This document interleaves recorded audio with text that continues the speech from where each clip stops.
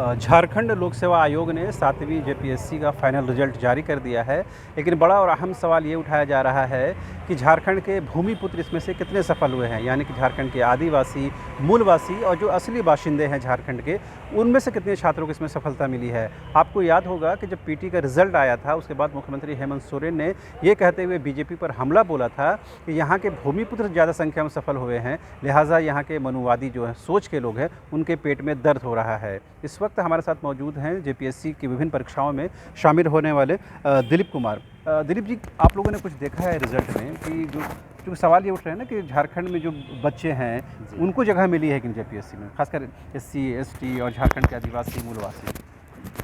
हाँ, ये तो जैसे कल रिज़ल्ट आया, फाइनल रिज़ल्ट, तो इसमें अभी हम लोग भी सर्च कर रहे हैं कि कितने स्टूडेंट यहाँ के हैं, जेन्युइन स्टूडेंट यहाँ के कितने हैं, और बाहरी मतलब बाहर से भी आने चाहिए। ये नहीं कहते हैं कि पूरी तरह से बंद होना है, तो 2-5% रहता है तो उससे कोई दिक्कत नहीं होता है। हाँ, लेकिन यदि पूरी तरीके से जो अनरिजर्व कैटेगरी में यदि पूरा बाहरी यदि आ जाता है तो ये बहुत बड़ी गड़बड़ी है। जी। इस चीज़ को ये करेंगे, और हम लोग इसमें हम लोग सर्च भी कर रहे हैं कि स्टूडेंट जो हैं वो यहाँ के कितने लोग हैं। लेकिन जहाँ तक मुझे लगता है यहाँ के स्टूडेंट होंगे जो कैटेगरी वाइज हैं, वो उनका हक तो कोई नहीं मार सकता है, अदर स्टेट के लोग। लेकिन ये जरूर कहेंगे कि अनरिजर्व कैटेगरी में जो है वो निश्चित तौर पर बाहरी लोग आए हैं ज़्यादा संख्या में।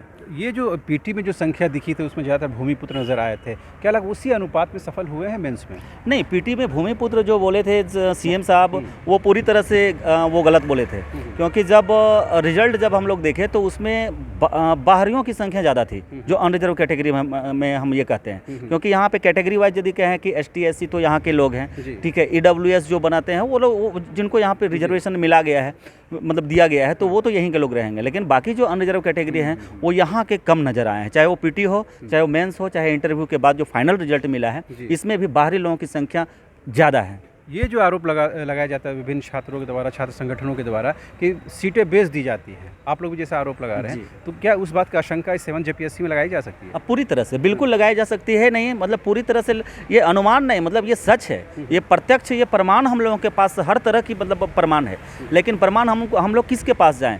मुख्य सीएम के पास जाते हैं, सीएम साहब के पास, तो वहाँ भी हम लोगों को न्याय मिलता नज़र नहीं आया।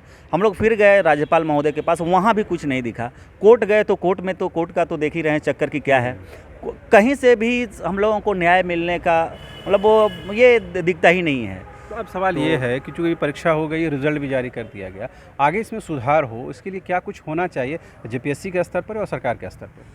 जी हाँ, जेपीएससी के स्तर पे तब मतलब ये होनी चाहिए कि जैसे अभी जो अध्यक्ष महोदय जो बने हैं अभी, अमिताभ चौधरी जी, ये मतलब अब इनके बारे में क्या कहा जाए। इनके बारे में आप मतलब काला चिट्ठा निकालिएगा तो ये इतने करप्शन में इनका आया हुआ है, ठीक है। वहाँ पे खेल जो बना हुआ था उसमें आप देखिए, हाँ हाँ, तो वहाँ भी आपको अरबों रुपया का घोटाला का इनका नाम आया। अब ऐसे लोगों को यदि हम लोग चेयरमैन बना देंगे तो ये क्या करेगा जेपीएससी को? जेपीएससी से 7th जो अभी ये जेपीएससी है, इसमें भी कम से कम 100 करोड़ से ऊपर का घोटाला यदि मतलब नज़र आ रहा है, सामने आ रहा है ये चीज़, तो ये जहाँ पे जाएंगे ऐसे लोग वहाँ पे घोटाला करेंगे ही। मुख्यमंत्री हेमंत सोरेन ने एक ट्वीट किया है जिसमें उन तमाम छात्रों को बधाई दी है जो इसमें सफल हुए हैं। साथ उन्होंने ये भी कहने की कोशिश की है जो वर्तमान सरकार है, यानी हेमंत सोरेन सरकार, वो युवाओं की सरकार है, युवाओं के लिए प्रतिबद्ध सरकार है।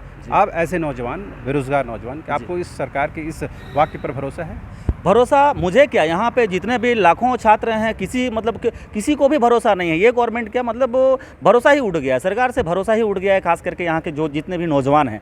क्योंकि आप किसी का कोई यदि स्टूडेंट तैयारी करते हैं, यहाँ पे जो भी रहते हैं वो मतलब वो बहुत ही पुअर फैमिली से बिलोंग करते हैं, आते हैं रांची, तैयारी करते हैं, सोचते हैं कि नहीं अधिकारी बनेंगे, काम करेंगे ज़मीनी स्तर पर। लेकिन यदि आप करप्ट, यदि यहाँ पे ऐसे ही यदि घोटाला करके, चाहे करप्शन के द्वारा आप यदि किसी का चयन करते हैं, तो वो फील्ड में क्या काम करेगा वो आप खुद समझ सकते हैं। और ये और मतलब इससे ज़्यादा खराब, मतलब इससे ज़्यादा विडम्बना और क्या हो सकता है।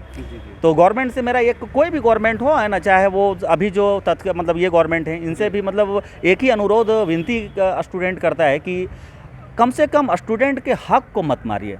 जो इतने मेहनत करके पढ़ते हैं, दिन रात भूखे प्यासे रह के पढ़ाई करते हैं, उनका कम से कम उनकी स्थिति को, उनके मन की स्थिति को समझिए कि कितना पीड़ा से वो पढ़ते हैं। आप यदि 10-20 करोड़ रुपया, 50 करोड़ रुपया में पूरा सीट बेच देते हैं तो इससे कितना बड़ा प्रभाव पड़ता है पूरे झारखंड में, ये गवर्नमेंट को सोचनी चाहिए।